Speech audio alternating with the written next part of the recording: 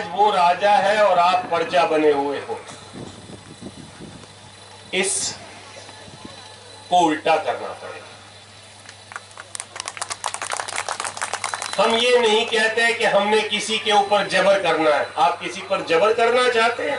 बिल्कुल नहीं। करना होता तो 70 साल बर्दाश्त ही न कर। आपने बर्दाश्त किया, भाई समझा, बहन समझा। ये नहीं देखा कि बांग्लादेश से आया है, कहां से आया है। आपने सबको पूरा इज्जत मान दिया। अब वो अपना पैर तुम्हारे गर्दन पर रख लिया, इसलिए आप खड़े हुए हो और खड़ा होना चाहिए। ये एक बहुत बड़े षड्यंत्र के रूप में हो रहा है। It's a conspiracy to annihilate the indigenous peoples of from their lands.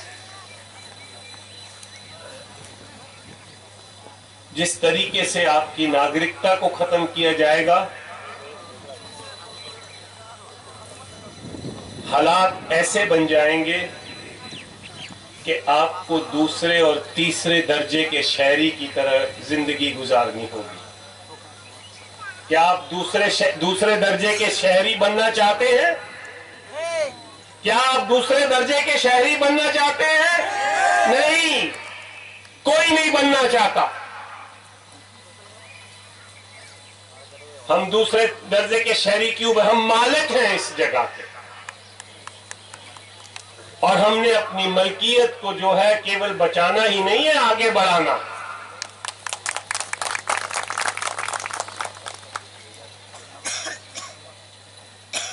सरकार इस बात से खबरदार रहे कि वो बेइंसाफी करती रहेगी और आप सहते रहेंगे। वो जमाना चला गया, वो जमाना चला गया। सुप्रीम कोर्ट में आपकी पार्टी ने केस डाला हुआ है। अगर सुप्रीम कोर्ट भी आपको न्याय नहीं देती तो ये लोगों की अदालत है जो फिर न्याय करेगी।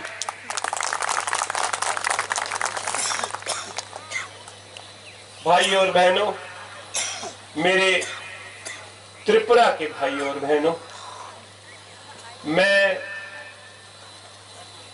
उस सूबे से आया हूं जिसके साथ 47 से लेकर आज तक आप ही की तरह सब कुछ हो रहा था। पंजाब का पानी दिल्ली, हरियाणा, राजस्थान और हिमाचल प्रदेश जाता है। हमारा जमीन का पानी 350 फुट नीचे चला गया। हमारे पास अगर कोयला आता है बिहार से तो हम उसकी रॉयल्टी देते हैं। हमारा पानी जो इन सूबों में जाता है उसमें रॉयल्टी नहीं मिलती, एक पाई नहीं मिलती। हम भी महाराजा रंजीत सिंह से लेकर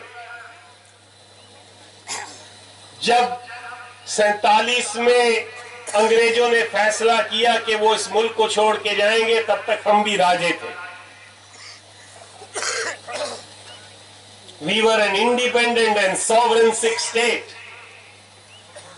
हमारा अपना राज था, अपनी करेंसी थी, अपना झंडा था।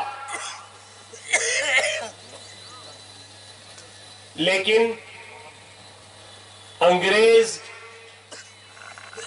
और 47 में जो लीडरशिप थी हमारी इतनी सयानी और चालाक नहीं थी जितने उस समय के कांग्रेस पार्टी के लीडर थे। इसलिए हम उस चीज से बिरहा रह गए।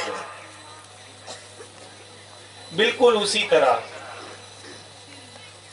जैसे जो आपने 1948 में लिख के दिया और 50 में जो लागू हुआ आपके साथ एसेंशियल ट्रीटी में कि आपके हकों को जो है संभाल के रखा जाएगा, वो जो वादा हमारे से हुआ था आपके साथ भी हुआ और फिर वो वादा जो है खत्म हो गया। इस खत्म हुए वादे को आपने दोबारा लागू करना। आपकी लड़ाई आसान नहीं है। आपको जथेबंद होना पड़ेगा। त्रिपुरा पीपल्स फ्रंट को त्रिपुरा पर राज करके अपने लोगों को सारे वो हक दिलाने होंगे।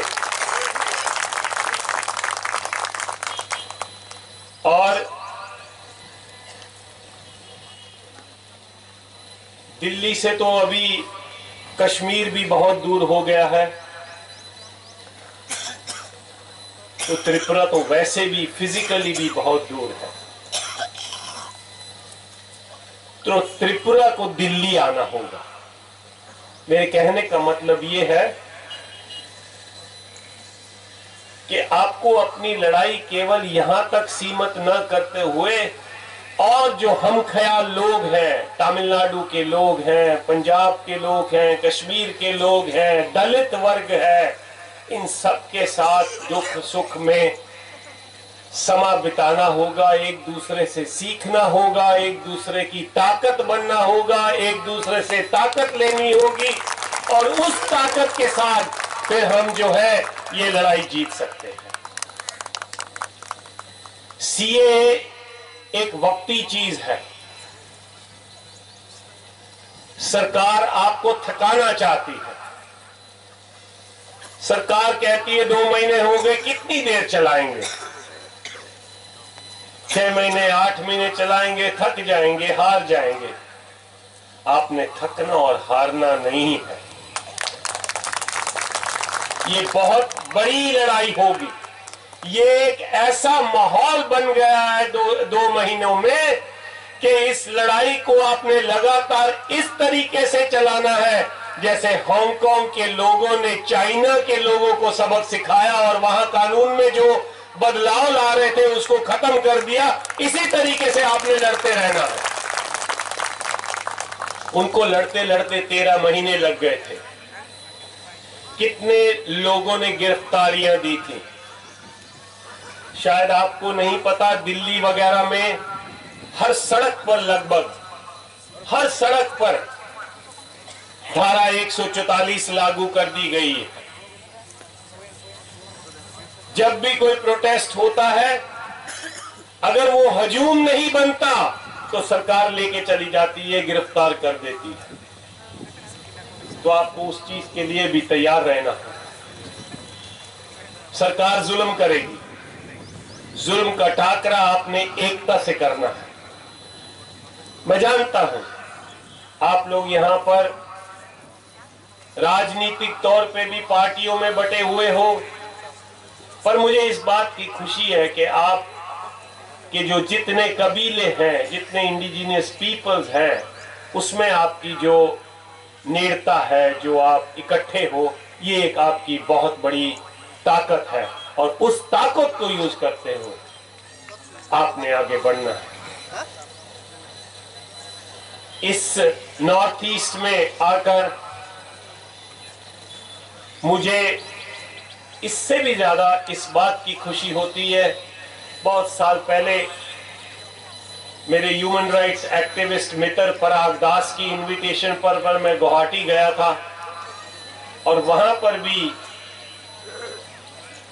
बहनों और माओं के हजूम को देखकर मैंने बात कही थी कि सिख धर्म के जो बानी हैं, जिन्होंने शुरू किया ये धर्म, गुरु नानक, उनका कहना है कि घर में, समाज में, धार्मिक स्थान पर औरत को सबसे ऊपर जगह देनी चाहिए,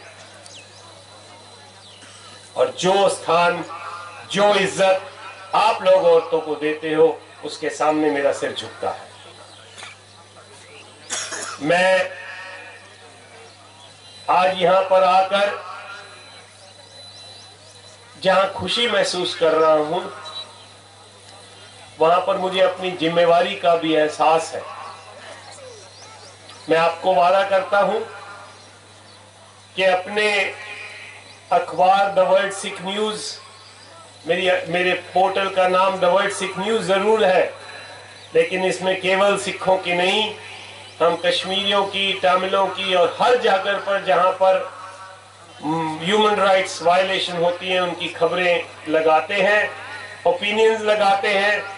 मैं आपको वादा करता हूं कि जो मीडिया ब्लैकआउट आपको महसूस होता है, आपने अपनी वर्ल्ड सिख न्यूज को अपनी आवाज समझना है।